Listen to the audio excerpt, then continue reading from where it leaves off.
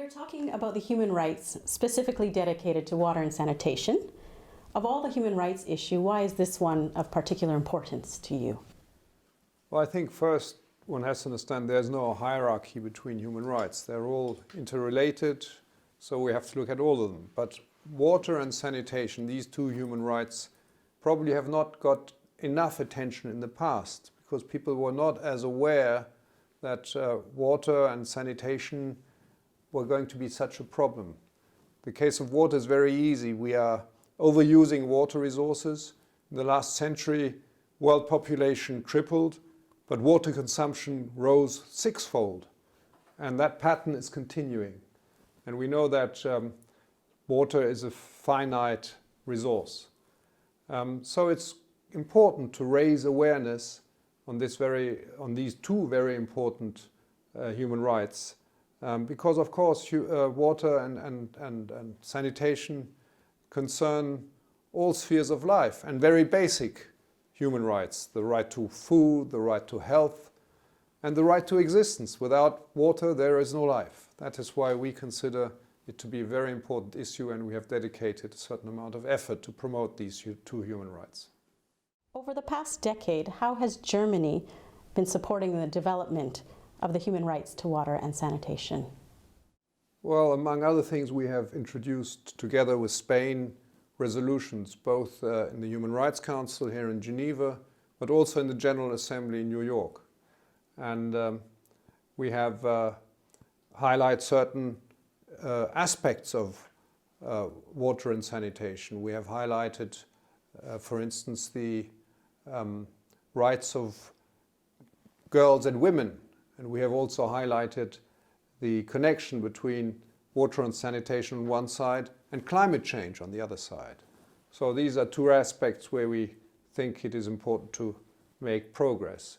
Of course, the overall effect of what we are doing has been positive. We are confident that indeed the understanding for these issues has been promoted, and we wish to think that also the realization of these two human rights has been promoted. Let me ask you about the special rapporteur to the human rights to water and sanitation. In what way has Germany worked with Mr. Heller's mandate in the past 6 years? If you had to pick one activity to highlight, what would come to mind? Well, Mr. Heller was a very active special rapporteur, and we supported his activities both politically and financially. We hope that we will be able to support his successor as well. We think that Heller has shed light on many aspects of water and sanitation. One aspect I think that deserves to be mentioned in particular was also his outreach to the younger generation.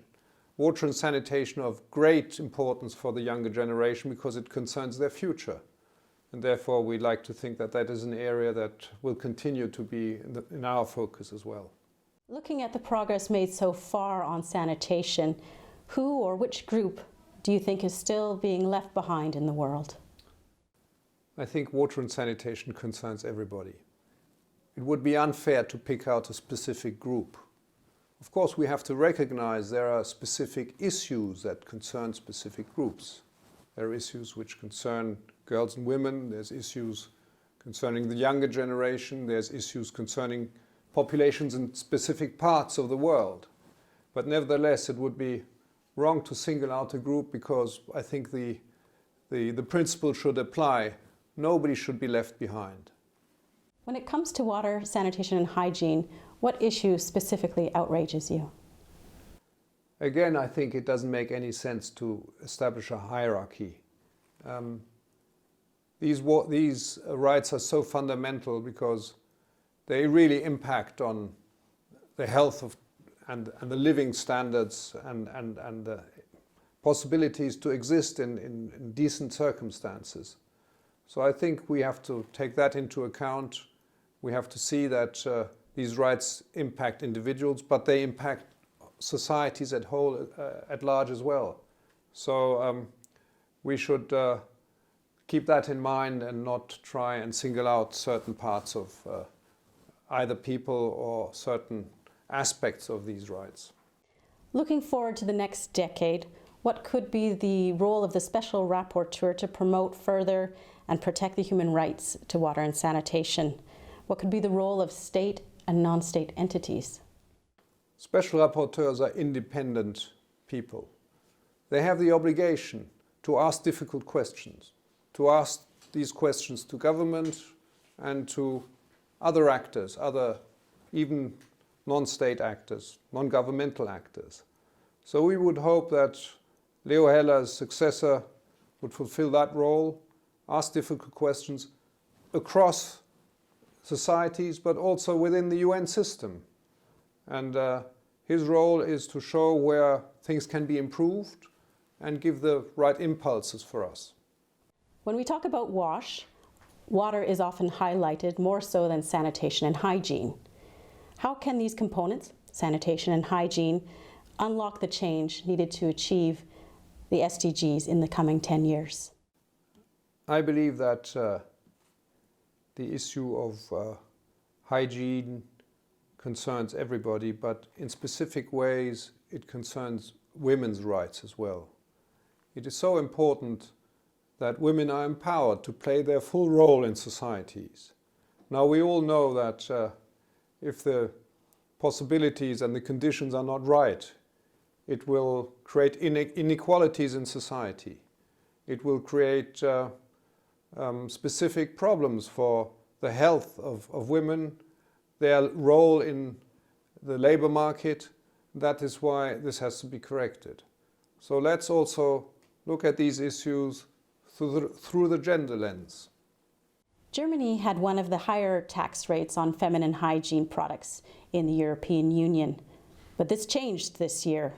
Following a landmark vote in November last year and coming into effect in January 2020 this year, the amount of taxes on sanitary items was cut from 19% for luxury goods to 7%. This is the rate for daily necessities. Can you explain the reasoning behind this change? Well, hygiene is a daily necessity. 19% is not a luxury good tax in Germany, that is the normal tax rate.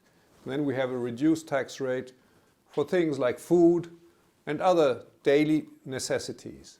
And we believe that clearly these items that you have just mentioned belong to the second category. So it's right, and it's also the consequence of us accepting that specific women's and girls' needs should be seen as basic and should be treated accordingly. And we've made sure that the government has spoken to retailers, the bigger retail stores, and to make sure that the prices really reflect these lower rates, these lower tax rates nowadays.